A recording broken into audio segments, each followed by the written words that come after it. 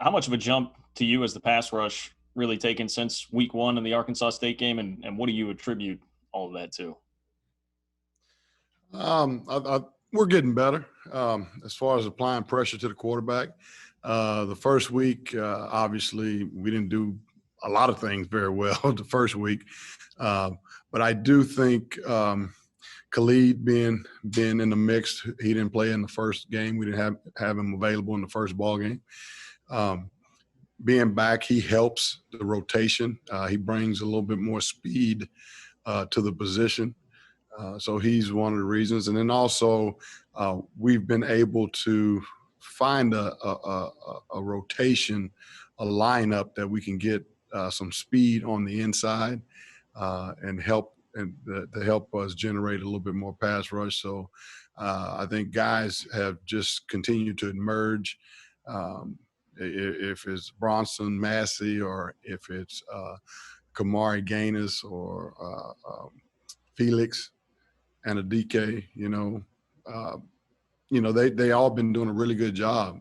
Spencer Trussell. I mean, we have more guys and we can keep them fresh.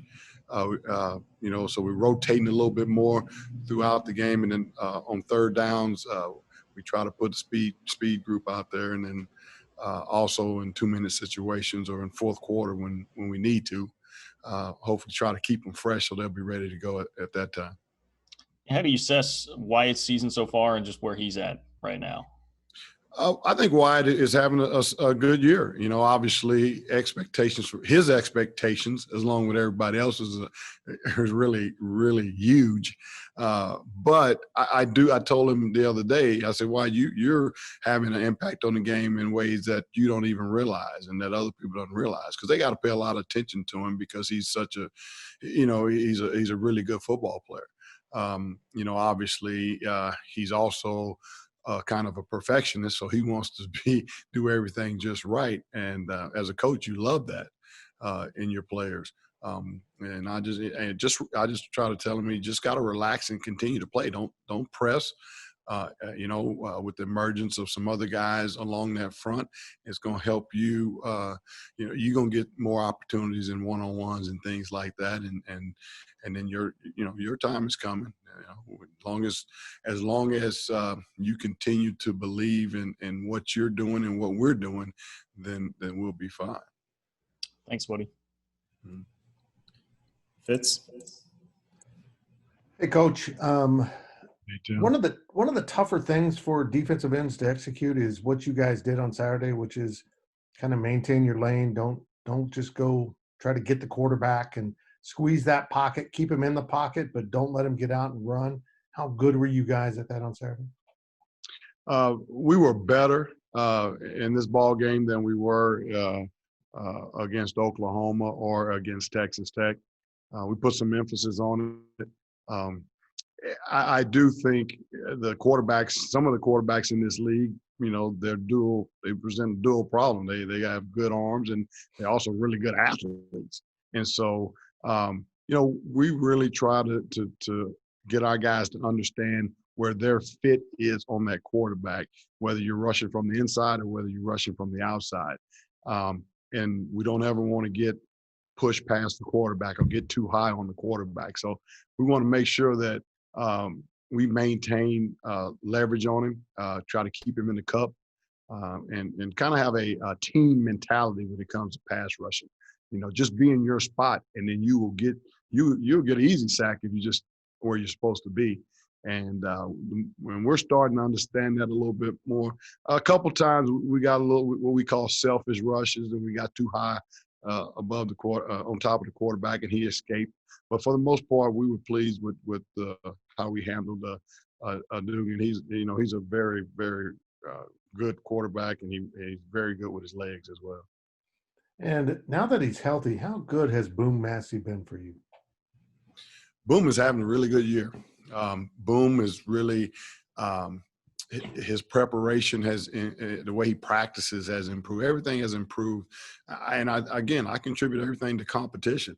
Our room is better. We have more athletes in that room right now than we've had. We've always had some really good players, and Reggie and Kyle, very experienced, just really good, smart, hard-nosed football players.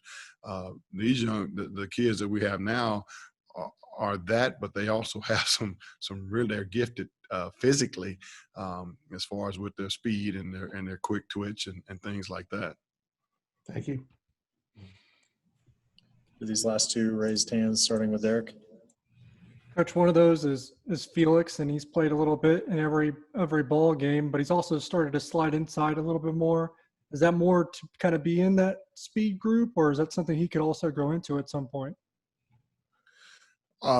There's basically, right now we're using Felix because Felix came in as a true freshman, as an unknown to us. But what he showed us right away is that he has some really good pass rush ability. So we want to get him on the field in pass rush situations. He may not, he's young. He's still learning our scheme and everything. And so we just wanted to find a package where we can get him on the field. And so we moved him inside because we felt he can help us there, and because he's very long, he's got really good athleticism, and he can run, and he plays extremely hard. For a freshman, that's pretty uncommon. So we're excited about his future. Now, where he goes, I know Tui's probably kind of licking his lips too, because Tui likes him as well. So. But right now, he's a defensive end. But, I mean, you never know. Kids, we all been around here, around football a long time. A kid comes in as a 230-pound freshman and leaves a 300-pound senior. So you never know what his body's going to do and what our needs are going to be. But we do know this. He's going to be a very good football player here at Kansas State for a long time. And with Kamari Gaines, you said that some of it in the early going, you had to get him back in shape. Has him getting back in shape kind of lifted his performance lately? I think so. Kamari is a really smart football player, really instinctive football player. He had to miss some time, and getting him back into shape was an issue early. And Kamari gives us the ability to play him inside and have some and play him outside and inside. He gives us a little flexibility, which is really helps us in case, if we're down a defensive end, he can play outside. If we need some help inside, we can move him inside. He's a flexible guy, and he's really intelligent, and we're really pleased with the way he's progressing and what he's doing for us at this time.